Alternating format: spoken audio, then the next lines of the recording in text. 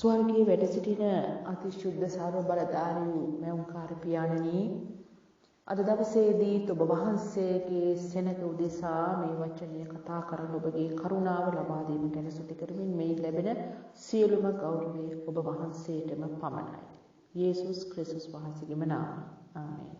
ප්‍රේමණීය මගේ සහෝදර සහෝදරියනි, යේසුස් වහන්සේගේ නාමයෙන් ඔබට ආශිර්වාදමත් දවසක් වේවා.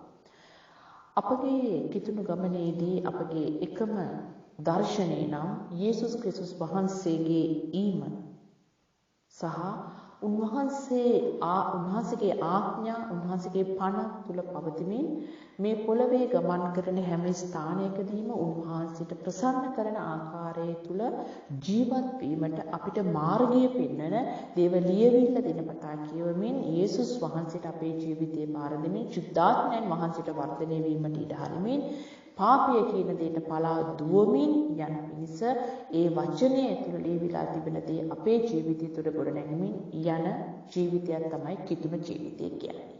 මොකද අපි වරක් ආරම්භයේදී අපි අන්ධව සිටියා, අපි මේ ලෝකයේ තිබෙන රටාවට යොමු වෙලා සිටියා, අපේ ජීවිතයේ සැනසීමක් සමාදානයක් නැති දේවල් වල සිටියා. මොකද අපිට සමාදානය ගෙන දෙන්නේ, අපිට සහනය ගෙන දෙන්නේ අපිට යේසුස් ක්‍රිස්තුස් වහන්සේ තුලින් විතරයි. ඉතින් ඒක නිසා උන්වහන්සේව දැන ගැනීමට ප්‍රථම බොහෝ වෙලාවට අපි සහනය හොයාගෙන ගියේ මාංශය පිනවන දේවල්, සිත පිනවන දේවල්, ගත පිනවන දේවල්. නමුත් අපි දැනගෙන හිටියේ නෑ මේවා පිනවන්න ගිහිල්ලා අපිට හිමි වෙන්න ගියේ ගිනිවිල කියලා අපි දැනගෙන හිටියේ නෑ.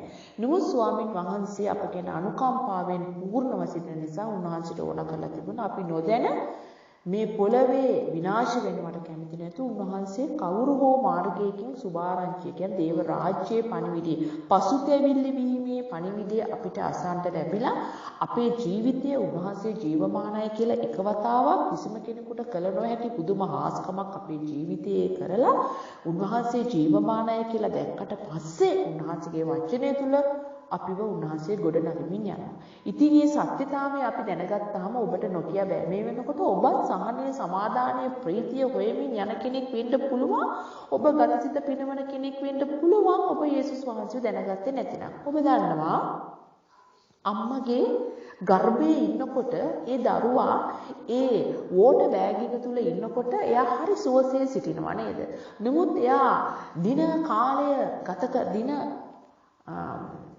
ගත කරලා ඉවරුණාට පස්සේ එයාගේ නියමිත ප්‍රසූති කාලය ආවට පස්සේ දරුවව අනිවාර්යයෙන්ම බිහි කරන්න ඕන. නමුත් දරුවව බිහි කරපු ගමන්ම එයා කෑ ගහලා අඬන්න ගන්නවානේ. ඊට පස්සේ එයා මොකද කරන්නේ? ඊට පස්සේ එයාට බේත් විදිනවා නේද? විස බීජාරණය කරනවා. මාස ගානේ මාස 3ෙන්ද 2ෙන්ද 4ෙන්ද 6ෙන්ද නේද? අවුරුද්දක 2ද යනකම් බේත් විදිනවා. මේ වගේ දේවල් කරනවා. දරුවා මවගේ කුසේ ඉන්න තුරු දරුවා සියලුම හොඳ සාමයෙන් සිටිනවා ඇතුලේ. යාට කිසි කරදරයක් නැහැ. එයා වෝටර් බෑග් එක තුල පාවි ඇතුලේ. එයා සුවසේ සිටිනවා නේද? නමුත් එයා එළියට ආවන් පස්සේ තමයි එයා කෑ ගහලා අඬන්නේ. එළියට ආවයින් පස්සේ තමයි එයාට හැම ලෙඩ රෝගයක්ම. එළියට ආවයින් පස්සේ තමයි එයා කෑ ගහ අඬන්න ගන්නේ. නමුත් ඇතුලේ ඉන්නකම් කිසි සද්දයක් නැහැ. ඔබ දන්නවද?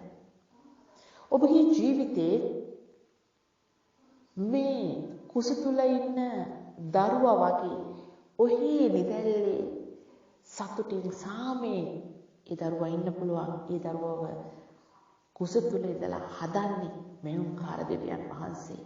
හැබැයි වැටුණා වූ පොළව තුල පාපය, ශාපයෙන් සිටින මේ පොළවට ආපුවාම දුක්, වේදනාව, ලෙඩ රෝග, ප්‍රශ්න, කරදර ඉවරයක් නැහැ. උන්වහන්සේගේ වචනේ සඳහන් කරලා තිබෙනවා ස්ත්‍රියගේ කුසෙන් උපන් සියල්ලෝම දුක් විඳීමටයි ඉපදලා තියෙන්නේ. ගිනි පුපුරුවෙන් ප්‍රශ්න නගිනවා දවස්පත අපේ ජීවිතේ. හැබැයි ඔබ දන්නවද?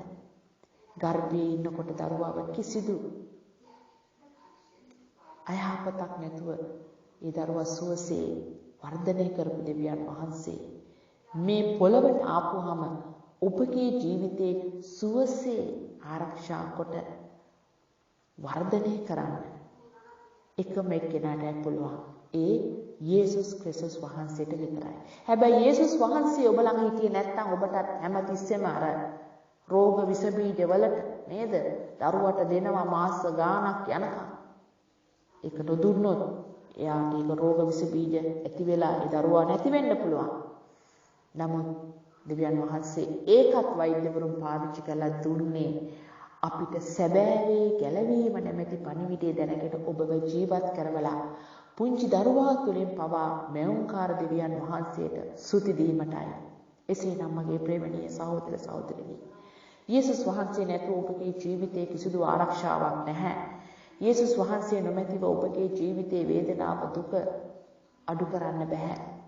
කිතුණු අපේ ජීවිතේ අපිට මොන දේ වුණත් අපි ස්තුති කරමින් ඔබගේ කැමැත්ත වේවා කියලා කියන්න තරම් ඔබගේ ජීවිතයට සමාදානයේ ජීවමාන වූ තැනන් වහන්සේට කීමට හැකි වෙන්නේ ඔබගේ ජීවිතයේ සදාකාල ජීවනයේට යන්න.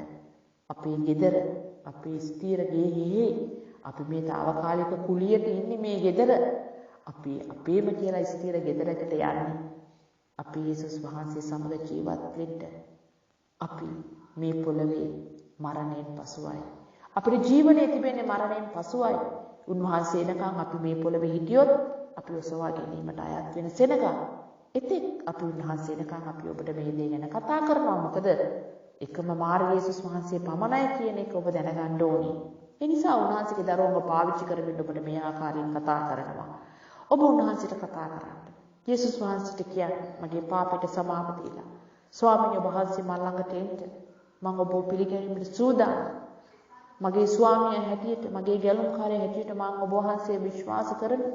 ඔබ කැමති නම් පසුතැවිලි වීමෙන් උන්වහන්සේට ඔබගේ ජීවිතේ බාර ගන්න. එසේ කියමින් අද දවසේ ක්‍රියාපොතේ මෙසේ සඳහන් කරලා තිබෙනවා. ක්‍රියා 13 වෙනි පරිච්ඡේදයේ 48 අන්‍ය ජාතිහු ඒ අසා සන්තෝෂව දෙවියන් වහන්සේගේ වචනයට ගෞරව කළෝය. සදාකාල ජීවනයේ ලැබීමට නියම කරන ලද සියල්ලෝම අදාහගත්තෝය. අද උදෑසන මම බයිබලයේ කියනකොට මේක මගේ හදවතට ගොඩාක් වැදුනා. ඒ මොකද එදා පාවුලතුමා, පේතරස්තුමා, බර්නබාස් ඒගොල්ලෝ දෙවියන් වහන්සේගේ රාජ්‍ය පණිවිඩය දේශනා කරනකොට බොහෝ දෙනෙක් පසුතැවිලි වීමෙන් අදහගෙන සදාකාල ජීවනයේ ඒගොල්ලෝ ලබා ගත්තා. සදාකාල ජීවනයේ ලැබෙන්නේ කාගෙන්ද? යේසුස් ක්‍රිස්තුස් වහන්සේ තුලින් විතරයි.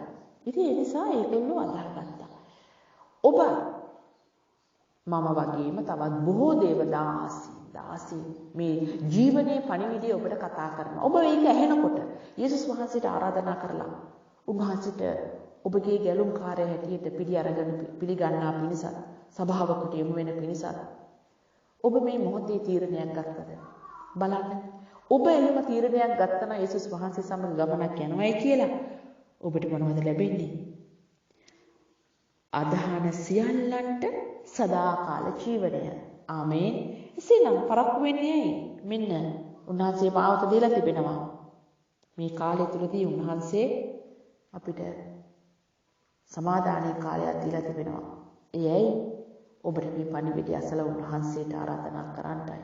හැබැයි මීට වඩා භයානක කාලයක් ඉදිරියට එන්න යනවා. ඒ කාලෙට ප්‍රථම උන්වහන්සේට ආරාධනා කරන්නේ. නිසා ගීතාවලියේ 117 පුංචි පරිච්ඡේදයක් තිබෙනවා. පද දෙකයි තියෙන්නේ. මොකක්ද ඒකේ තියෙන්නේ? ප්‍රශංසා කිරීමට ආරාධනාව. සියලු ජාතීනි ස්වාමීන්ට ප්‍රශංසා කරව. සියලු මනුෂ්‍ය වර්ගයනි උන්වහන්සේ වර්ණනා කරව. මක් නිසාද? අප කෙරෙහි උන්වහන්සේගේ කරුණාව මහත්ය. ස්වාමීන්ගේ සැබෑකම සදා කාලයටම ජීවත්, සදා කාලයටම පවත්නේය. ස්වාමීන්ට ප්‍රශංසාව චූටි පරිච්ඡේදය 117 එච්චරයි තියෙන්නේ. බලන්න. තවත් මීට වඩා දෙයක් මොනවද අපි කියන්නේ ඔබට? සියලුම ජාති. උන්වහන්සේ ආගමක් නෙවෙයි. උන්වහන්සේ එක ජාති ભેද වෙන් කරන කෙනෙක් නෙවෙයි. උන්වහන්සේට ජාතියක් නැහැ. උන්වහන්සේට ආගමක් නැහැ. උන්වහන්සේට ඕන සම්බන්ධතාවය. ඔබත් උන්වහන්සේ. මා උන්වහන්සේ. එසේනම් මෙන්න සත්‍ය. මොනවටද තවත් මේ මිනිස්සු කෑමොර දෙන්නේ?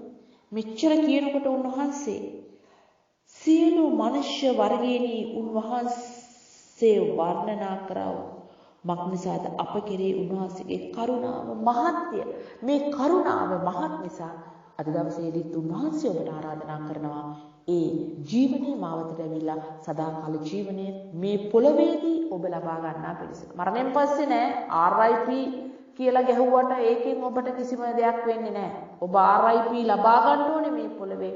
ඔබ ජීවත් වෙන සමාදානයෙන් සැතපෙන්න ලබා ගැනීමේ සහතිකය අයිති වෙන්නේ ඔබගේ හුස්ම තියෙනකොට විතරයි. මරණයට පස්සේ ඔබට ඒව දෙයක් නෑ. ඔබගේ හුස්ම තියෙනකොට විතරයි ඔබගේ පාපයට සමාවිල්ල ගන්න පුළුවන් ඉන්නේ. RIP ගැහුවයි කියලා ඔබට නැවත කරන තියෙන සියලු පාපවල් කරලා ජරා වැඩ ඔක්කොම කරලා RIP ගහලා ඔබට එහෙම සදාකාල ජීවනයක් ලබා ගන්න. එහෙම බෑ. ඒක නපුරගේ RIP එක. හරිද? ඉතින් ඒ නිසා මේ පොළවේ සදාකාල ජීවනය ලැබෙන්න නම් ඔබ මේ පොළවේ ඔබට සහතිකයක් තිබෙන්න ඕන යේසුස් වහන්සේ ඔබගේ ජීවිතයේ ගැලුම්කාරය හැටියට බාර ගැනීමත් සහ ඔබ උන්වහන්සේ සමග සම්බන්ධතාවයක් ඇතිව ජීවත් වීමත්. එසේ කළොත් විතරයි ඔබට සමාදානයෙන් සැතපෙන්න පුළුවන් වෙන්නේ. නැත්තම් බෑ. එහෙනම් ඔබටත් ඔබගේ දරුවන්ගේ සියලු දෙනාටත් ඒ ආශිර්වාද වේවා. යේසුස් වහන්සේගේ නාමයෙන්. ජේසුස් පිටයි.